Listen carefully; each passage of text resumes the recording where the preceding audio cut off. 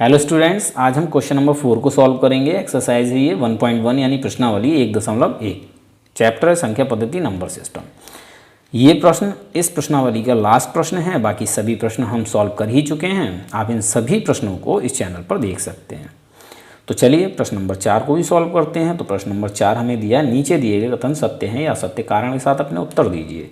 तो यहाँ पर हमें 3 कथन दिए हैं जिनको हमें बताना है वो सत्य हैं या असत्य हैं, और साथ में अपना कारण भी देना है। ठीक है, तो देखिए पहला कथन हमें दिया है प्रत्येक प्राकृत संख्या एक पूर्ण संख्या होती है। तो ये कथन कैसा है? सत्य है। देखिए कैसे, प्राकृत संख्याएं क्या होती हैं, नेचुरल नंबर्स क्या होते हैं, जो 1 से शुरू होते हैं, 1 2 3 4 डॉट डॉट डॉट, और ये कैसे हैं? अनंत हैं, यानी कभी खत्म नहीं होते हैं। तो ये हमारी होती है प्राकृत संख्याएं। और पूर्ण संख्या यानी होल नंबर्स क्या होते हैं? जो 0 से शुरू होते हैं, 0 1 2 3 4 डॉट डॉट डॉट, और ये भी अनंत हैं। तो देखिए प्रत्येक प्राकृत संख्या किसके अंतर्गत आ रही है? पूर्ण संख्याओं के अंतर्गत आ रही है, नहीं आ रही है? तो प्रत्येक प्राकृत संख्या क्या होती है? पूर्ण संख्या भी होती है। ठीक है, लेकिन सभी पूर्ण संख्याएं या प्रत्येक पूर्ण संख्या प्राकृत संख्या नहीं होती। क्यों नहीं होती? क्योंकि पूर्ण संख्या में 0 होता है जबकि प्राकृत संख्या में 0 नहीं होता है। तो इस प्रकार से प्रत्येक प्राकृत संख्या जो है वो क्या है?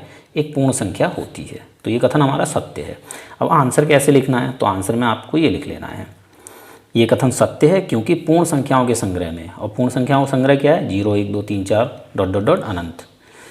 सभी प्राकृत संख्याएं 1 2 3 4 डॉट डॉट डॉट अनंत होती हैं, क्योंकि पूर्ण संख्याओं के संग्रह में सभी प्राकृत संख्याएं होती हैं।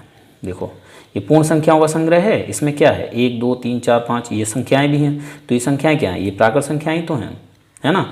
तो इस प्रकार से प्रत्येक प्राकृत संख्या क्या हो जाती है? एक पूर्ण संख्या हो जाती है। ठीक है, चलिए सेकंड आपको दिया है कथन प्रत्येक पूर्णांक एक पूर्ण संख्या होती है। पूर्ण संख्या तो आप समझ गए 0 शुरू होती है। पूर्णांक क्या होते हैं? पूर्णांकों में ऋणात्मक पूर्णांक भी होते हैं। देखिए एक बार समझा देता हूँ।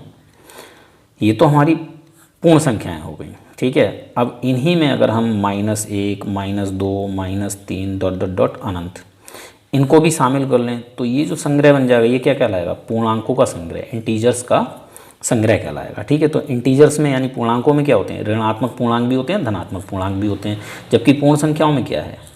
ऋणात्मक पूर्णांक नहीं होते हैं। ठीक है, तो ये कथन कैसा हो जाएगा? ये कथन कैसा हो जाएगा? प्रत्येक पूर्णांक एक पूर्ण संख्या होती है, असत्य हो जाएगा। पूर्ण संख्याओं में ऋणात्मक पूर्णांक नहीं होते हैं जबकि पूर्णांक हमारे ऋणात्मक भी होते हैं, है ना? तो ये कथन हो जाएगा असत्य। तो इसको आपको कैसे लिखना है? तो इसमें आपको लिख लेना है ये चीज़ें। ये कथन असत्य है क्योंकि पूर्णांकों के संग्रह जो कि है -4 -3 -2 -1 इधर अनंत तक है। ठीक है, 0 1 2 3 इधर भी अनंत तक है। तो ये हमारे पूर्णांकों का संग्रह है, में ऋणात्मक पूर्णांक भी होते हैं, ये नेगेटिव इंटीजर्स भी हैं इसमें, जबकि पूर्ण संख्याओं के संग्रह में ऋणात्मक पूर्णांक नहीं होते। देखिए कहाँ है ऋणात्मक पूर्णांक? इसमें नेगेटिव इंटीजर्स हैं, नहीं है। तो ये कथन कैसा हो जाता है? असत्य हो जाता है। ठीक है, अब लास्ट हमें दिया है, लास्ट दिया है प्रत्येक परिमेय संख्या एक पूर्ण संख्या होती है। परिमेय संख्याएं क्या होती हैं मैंने आपको अच्छी तरह समझा ही दिया था। ठीक है, पूर्ण संख्याएं आप जानते ही हैं, जो 0 शुरू होती हैं अनंत तक आ जाती हैं। और परिमेय संख्याएं क्या होती हैं? वे संख्याएं जिन्हें हम p/q के रूप में लिख सकते हैं, है ना? यानी अंश बटा हर के रूप में लिख सकते हैं, भिन्नों के रूप में होती हैं। और दशमलव वाली संख्याएं भी होती हैं, हमारी परिमेय संख्याओं के अंतर्गत आती हैं। लेकिन पूर्ण संख्याओं में ऐसी संख्याएं नहीं होती। तो देखो आंसर कैसे लिखना है, यहाँ से आप अच्छी तरह से समझ जाएंगे। ठीक है, कि हमें कैसे करके लिखना है।